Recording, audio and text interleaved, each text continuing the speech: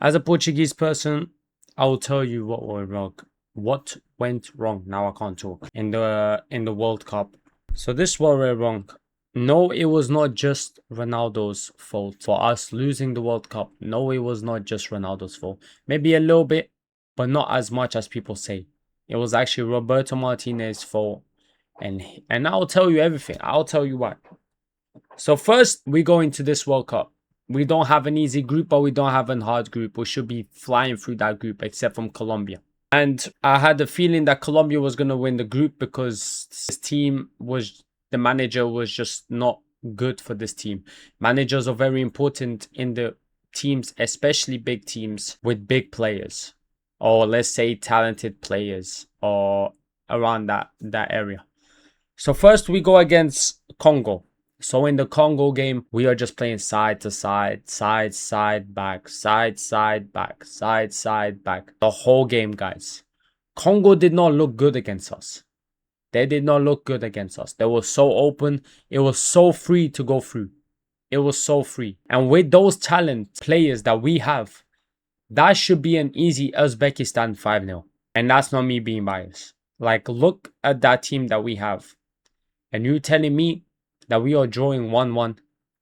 Now I'm gonna tell you something. I wanna know why. Why is Bruno Fernandes playing the 10 role? Why is João Felix playing on the wing? Why is Ronaldo playing a 90-minute game? Why is Pedro Neto starting? Why is Pedro Neto playing every game, all game, or most of the games? Played like 90% of it. You telling me we don't have other players?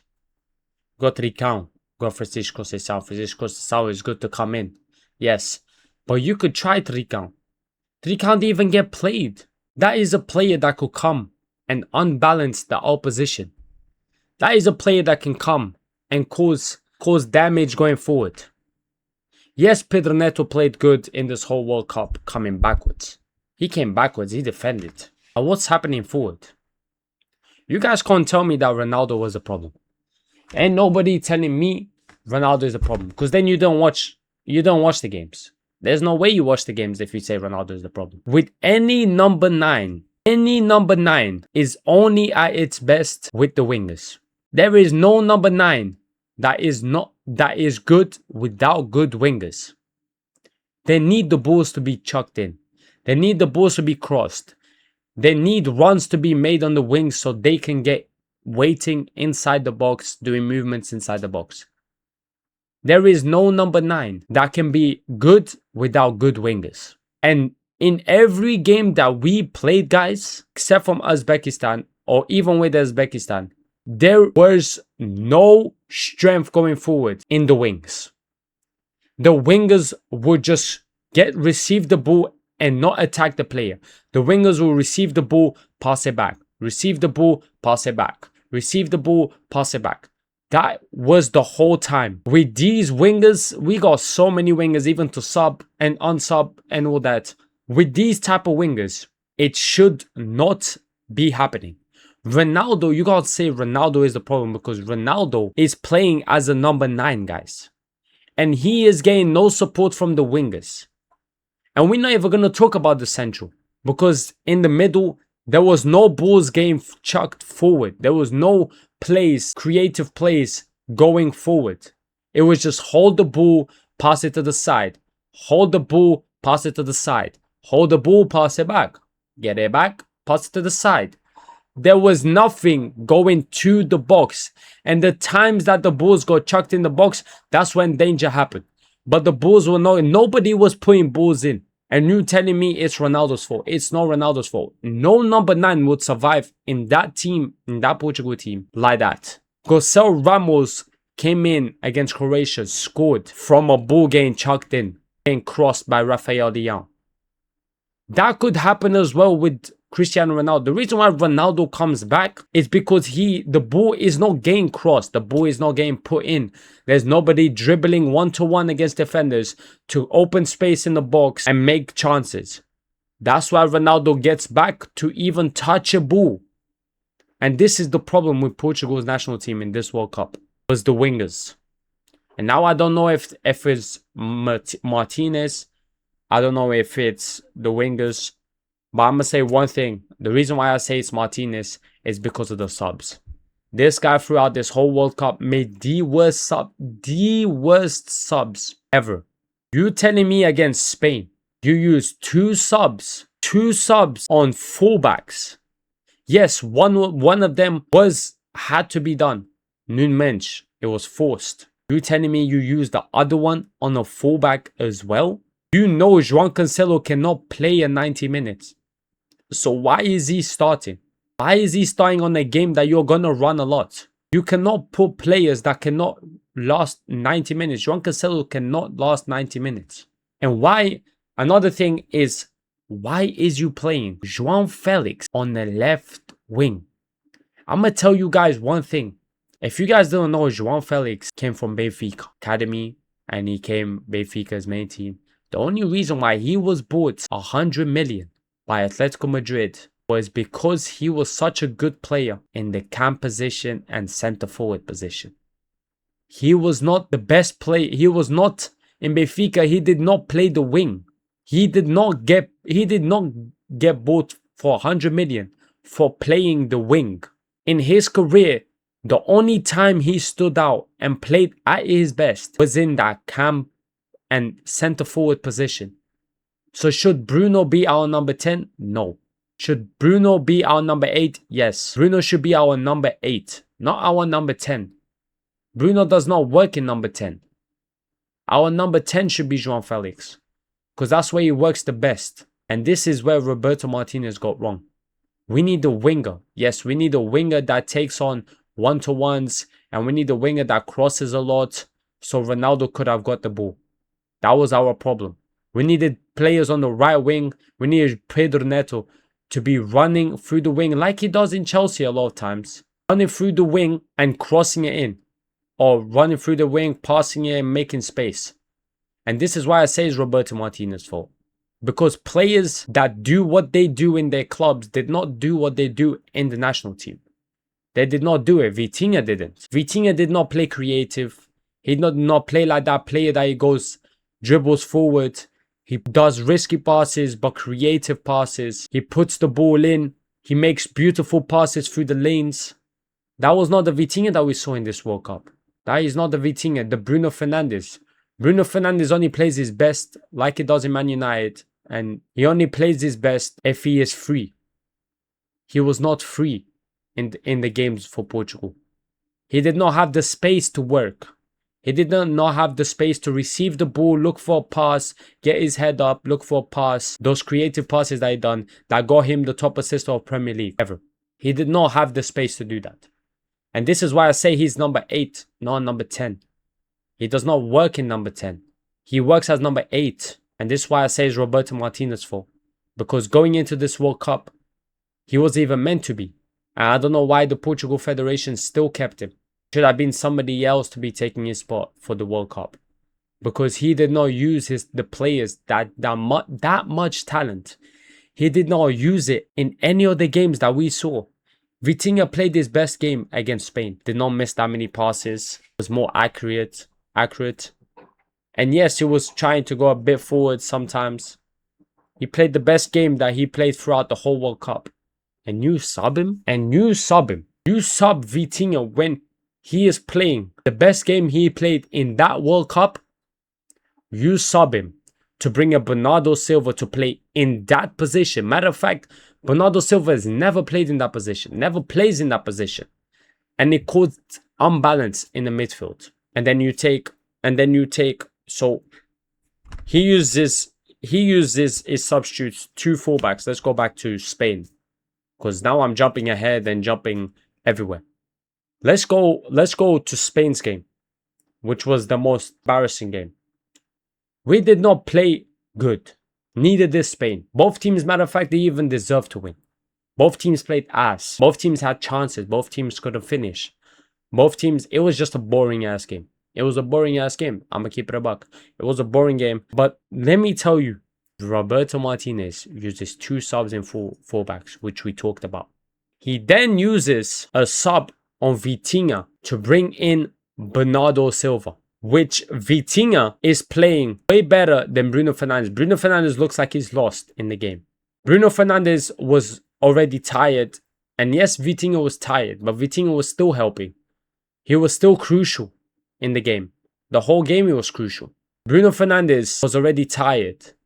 He was already a bit of a liability, if not a very liability. So you take Vitinha to put in a Bernardo Silva to play in that position, which Bernardo Silva does not play, matter of fact. Never's played. Bernardo Silva never plays in that position. And it caused an unbalance in the midfield. And that's when Spain took advantage. As a matter of fact, Bernardo Silva came in for Vitinha and done stupid fouls. And done the foul that led to the goal. And did not come in nowhere near as good. And I blame Roberto Martinez. Because how are you taking Vitinha for Bernardo Silva? If you want to bring Bernardo Silva, bring him for Pedro Neto. Bring him for Bruno Fernandes. It would be a 10 times better choice for you to bring him for Bruno Fernandes or Pedro Neto on the wing than to bring him for Vitinha. You could have brought him for Pedro Neto and put him playing more central, Bernardo Silva, and you would have controlled more the midfield. And that is not even all. Then he takes João Felix. Yes, João Felix was playing amazing that game. But he was playing on the wing. You can't play João Felix on the wing. If you want to see João Felix at his best, you play him in the 10 spot. That's where you will see the real beautiful João Felix. That's when you will see him play at his best. You can't put him on the wing. He will try and do whatever he can in the wing. But you will never catch João Felix at his best on the wing. Arnold saw the reason why the reason why he got called up to the national team is because of the way he was playing in Al Nassr, which was in the 10 spot behind Ronaldo. That's why if he played in the 10 spot behind Ronaldo, it would have been a game changing. Because the way they play in Al Nassr, they would have played in the Portugal national team. And they play phenomenal. They know how to play with each other. And it will be beautiful. That's where you'll play João Felix. You play João Felix on the left wing, starting against Spain, so he could help for Lamine Yamal. And that's already wrong. Because Lamine Yamal, 1-to-1 against Nuno Mendes, always struggles. Nuno Mendes always defends that good. So you don't need somebody to be coming back to help Nuno Mendes. You need somebody that will keep their stamina, help sometimes back, keep their stamina and go forward. But that player is not also Rafael Leão. You guys can't say it's Rafael Leão. Rafael Leão is only good if he has the ball on his feet. If he does not have the ball in his feet, Rafael Leão becomes a liability. He does not help backwards. He does not help at all when he doesn't have the ball on his feet. Yes, when he has the ball on his feet, he is dangerous. Yes, when he has the ball on his feet, we don't worry about it because we know he's going to do something. And going forward, he's going to take his player one-on-one. But if he doesn't have the ball on his feet, another liability. So you use that and then you take Pedro Neto for Francisco Sessão. And guess what happens? There goes your subs and you still got a retired, old, 40-year-old man up front, which does not have the stamina to be doing runs up and down, up and down. So he will be a liability because he's already tired and he cannot go 90 minutes. So now you are hoping that the 90 minutes finish so you can use that one extra sub in the extra time to sub Ronaldo off. And that's already leaving you vulnerable. And that's why I say it's Martinez's fault that we lost this World Cup, because with the players that we had, if he used them correctly, we would have gone 10 times further away. We would have gone maybe to the semi-finals, quarterfinals, semi-finals, finals. We would have gone way further away if you use the players correctly. And it's sad to flipping say this, but you can't say it's Ronaldo's fault. Because the ball did not reach Ronaldo, guys. The wings was not playing the ball for Ronaldo. Look at Haaland. The reason why Haaland is doing so good in this World Cup because he has wingers who cross the ball. He has wingers who assist him. He has good wingers who puts the ball for him. And this is the difference between a good striker and a striker that's not even getting the balls. You can't be a good striker if the ball is not coming to you for you to do what you want to do, for you to score. If the ball doesn't reach the striker in a dangerous position, how can the striker show what he is worth? He can't. There's no striker in the world that can do that. Unless you carry the ball from wherever you get it and dribble it and then shoot it. But that's not how a real number 9 plays. A real number 9 only plays good with good wingers. And wingers only play good with a good midfield. So this is what I'm saying. The players were played horrible. They were played in the wrong places. They were played in the wrong places. They were given the wrong instructions. And it was boring football that those players never play in their clubs. They don't play like that in their clubs. So why are you bringing them to the national team and making them play 20 times worse than what they actually usually play like? The whole season they play extraordinary. The whole season they play good. They come to the national team and they're playing like that. It has to be the manager's fault. It has to be the manager's fault. And because of what he's instructing, where he is putting them, what tactics he has given them. And this is why I say it was Roberto Martinez's fault. And it makes it more clear because of the subs that he made. This guy made probably the worst subs, the worst sub tactics that has ever been made in this World Cup. It has to be, bro. Because these subs did not make no sense. And how are you using 2 subs on fullbacks against Spain? Then you take Vitinha off, who is playing his best game in the World Cup. You take him off, even though he's a little bit tired, but he's still playing good in the game. And he'll be able to last the 90 minutes because he is a player that can last the 90 minutes. And you take him off for Bernardo Silva, who doesn't even play in that place, which means that will cause an unbalance in the team and in the midfield. And we will lose the midfield because of this unbalance. And then you take a João Felix, who yes, is tired. And yes, he was playing a lot back to put a Rafael Leão, which can cause damage, but also be a liability when not on the ball. And he will not help back. Which then mind that you have no Nuno Mendes. So the person on the left wing has to help you, or else Yamal will cook the flipping player if there's no Nuno Mendes there. And Nuno Mendes was already out because of injury. And you put a Rafael Leão, which does not help on the going back. And then you take a Pedro Neto, who yes is playing ass, but yes he is defending. But you take a Pedro Neto to put Francisco Conceição, which yes is alright. But then you're left with a 40-year-old up front, which is like we're playing with 10 players. Especially when he comes that late into the game.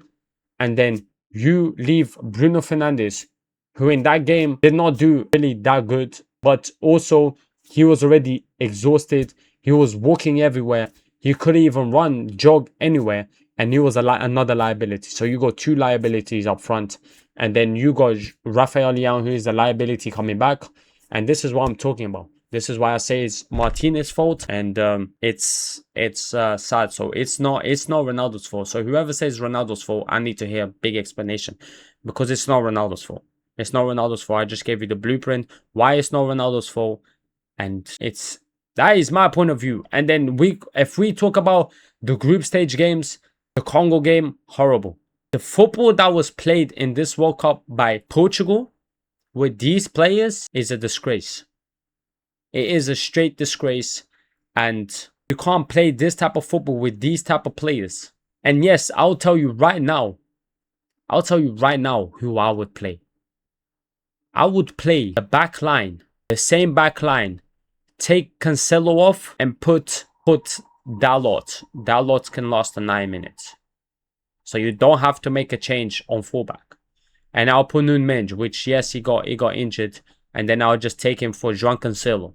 That's when João Cancelo would have came in use. I would put Vitinha, Bruno Fernandes, João Felix in the 10.